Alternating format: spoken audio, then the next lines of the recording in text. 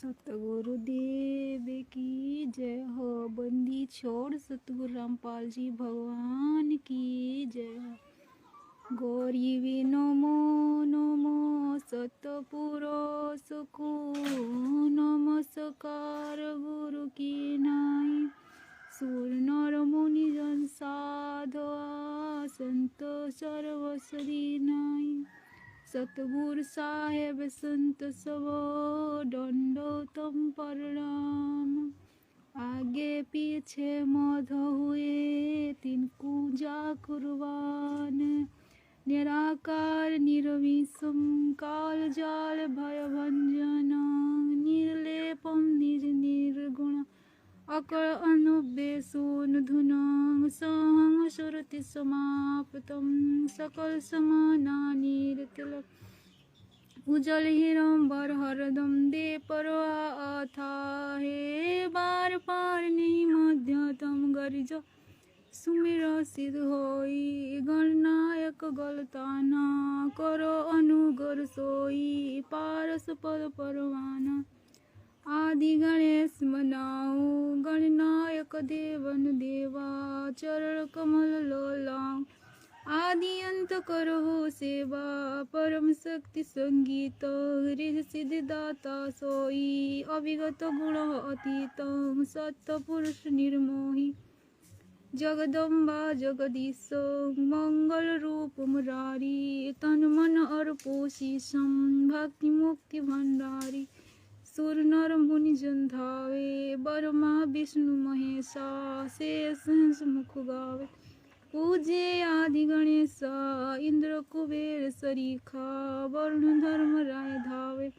सुमरथ जीवन जी का मन इच्छा फल पावे। 33 कोटि अधारा धावे शेष 88 उतरे भव जल पारा कटिए यम की फांसी।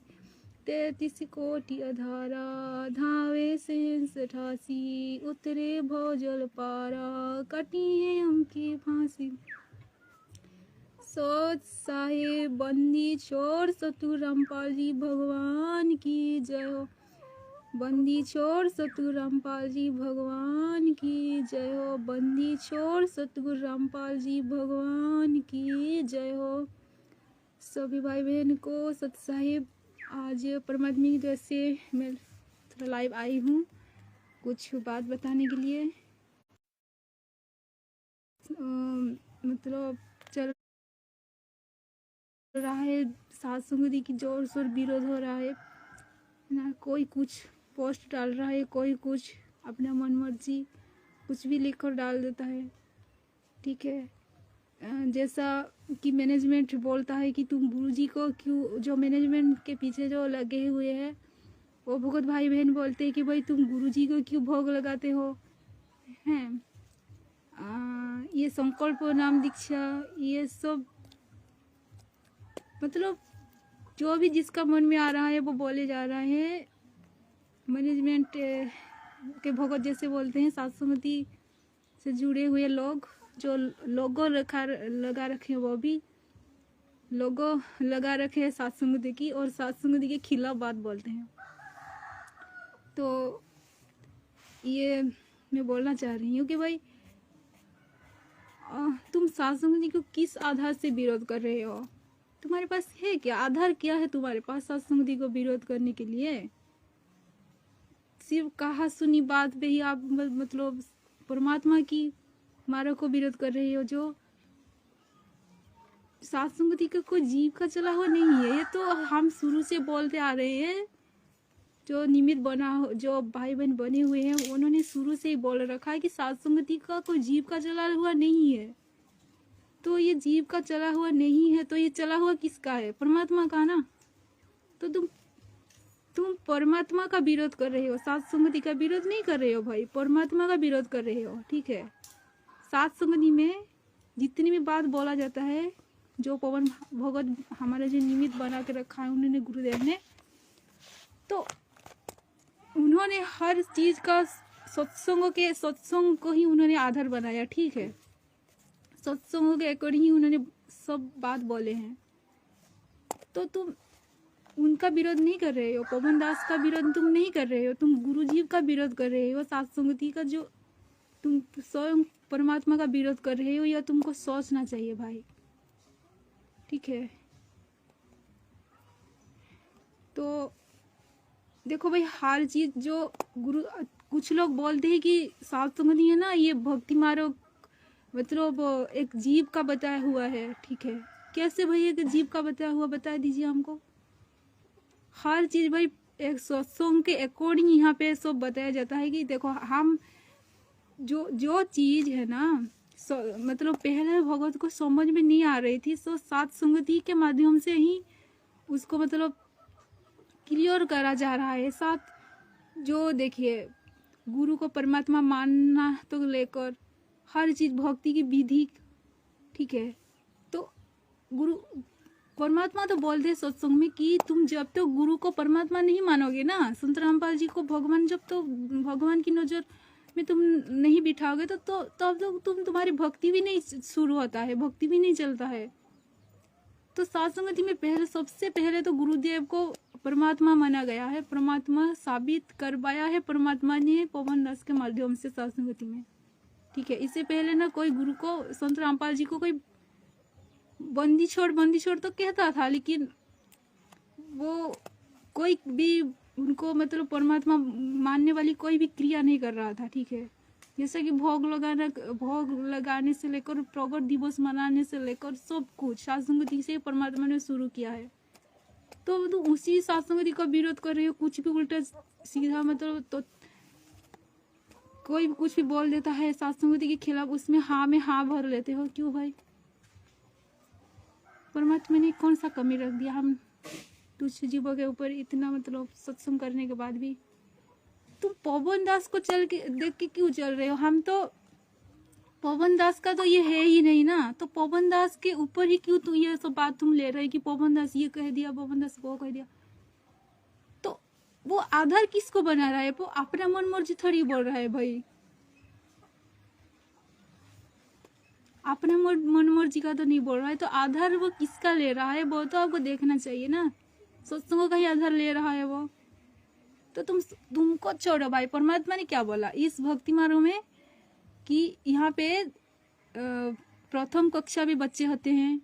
ठीक है, प्रथम कक्षा से लेकर यहाँ पे मतलब एंड कक्षा के बच्चे होते हैं, मतलब लास्ट श्रेणी के कक्षा के बच्चे होते हैं। तो यहाँ पे हर तरह की बात होगा। प्रथम तो तुमको अगर तुम्हारे दिमाग में ये बात नहीं आ रही है तो ठीक है, पवन दास की सात संगति की वीडियो की कोई भी ऐसी बात तुम्हारे मन में नहीं आ रही तो तुम अपने आप को इतना मतलब वो क्यों समझ रहे हो भाई? अपने आप को इतना समझदार क्यों मान रहे हो भगवत? आप भाई, आपको हर चीज क्या समझ में आ जाएगी भक्ति मार्ग में?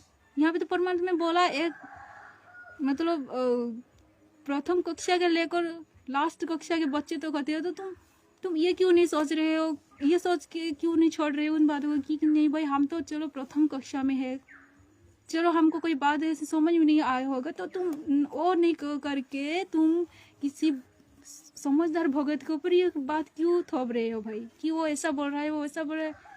भाई हमारे अंदर हम क्यों कमी नहीं देख रहे? गुरुदेव ने क्या बोला कि इस सत्संग में ना मतलब जो तुमको समझ में नहीं आएगी जो बात, उसे छोड़ देने का है वहां पे। ठीक है, तो देखो शुरू से तो ये बात तो तुमको तो समझ में, इतना तो समझ में आ चुका होगा कि पवन दास शुरू में तो सब सपोर्ट कर रहे हो तो जिस कि सही बोल रहा है करके, और जिस जो बात तुमको समझ में नहीं आ गया उसको पकड़ के तुम सात संगति के विरोध में आ गए हो। क्यों भाई? तुम उसको छोड़ ना भाई, उसको तुमको समझ में नहीं आ रहा है तो ऐसे थोड़ी हो कि हम एकदम से समझदार हो गए, हर चीज हमको समझ में आ जाएगी, ऐसा तो नहीं है ना। नहीं सोचना चाहिए। और देखो सात संगति के माध्यम से ही परमात्मा ने सब मतलब पाखंडों का नाश कर रहे हैं। देखो मैनेजमेंट जो कर रहा है उसका एक चीज, सात संगति की जो सत्संग है ना, परमात्मा उसी के माध्यम से उनको मतलब सब फेल कर रहे हैं।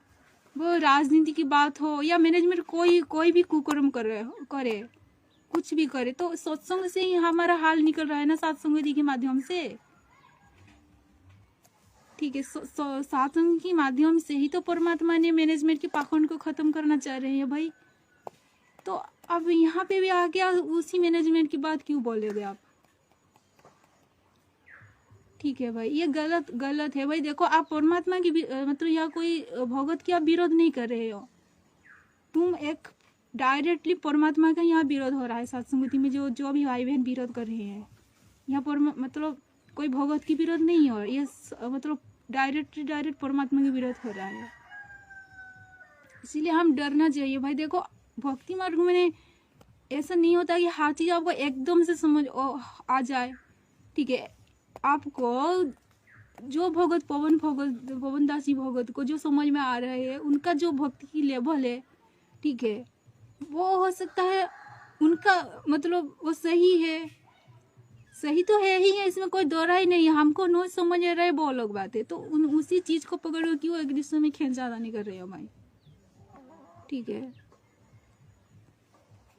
तो हम यही बोलना चाह रहे हैं। देखो भाई, हम तो सत्संग से बहुत परमात्मा हमको रजा कर रहे हैं। हम जिस सत्संग को कानों पर पहले सुन के टाल रहे थे, उसी सत्संग परमात्मा हमको अभी सत्संग के माध्यम से हमको सद्बुद्धि दे रहे हैं गुरुदेव। उसी सत्संग हम इतना सुनते हैं और परमात्मा की मतलब परमात्मा के ऊपर हमारे बहुत मतलब हो जाता है, बहुत विश्वास होता है परमात्मा के ऊपर। ये जब हमको परमात्मा ना सद्बुद्धि दे के सत्संग के माध्यम से जो सत्संग हम पहले सुन रहे थे, उसी सत्संग के माध्यम से गुरुदेव ने जो कितनी अच्छी अच्छी बात हमको मतलब समझ में आता है, गुरुदेव हमको क्या बोलना चाह रहे हैं। तो उसी सत्संग उसी को आप विरोध करेंगे तो हम कैसी बात बनेगी भाई?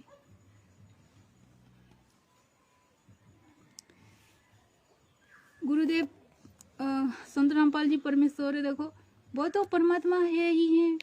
उनको मतलब साबित करने के लिए कोई अगर आ रहा है, कोई भगत उनको निमित्त बना रहा है, तो दिक्कत क्या है इसमें? क्या परमात्मा किसी को निमित्त नहीं बनाते? परमात्मा यहाँ हर चीज के लिए निमित्त बनाया हुआ है। देखो हमको जो परमात्मा हमको जो खाना दे रहे हैं, जो हमको मतलब घर में जो भंडारा करवा रहे हैं परमात्मा, वो भी तो किसी को ना किसी को निमित्त बनाया है ना परमात्मा। हमारी माँ बाप हो या मतलब किसी को भी बनाया है परमात्मा निमित्त यहाँ पे। परमात्मा की भाई, परमात्मा का सिस्टम ही ऐसा है। ठीक है, वो सबको मतलब किसी ना किसी माध्यम को वो निमित्त बनाते हैं। ठीक है, जो परमात्मा जो ज्ञान बांट रहे हैं, ठीक है, तो परमात्मा ने क्या बोला कि भाई कि मेरे को सहयोग करो बच्चों, मेरे जो ज्ञान है ना तुम उसको आगे आगे बढ़ाओ।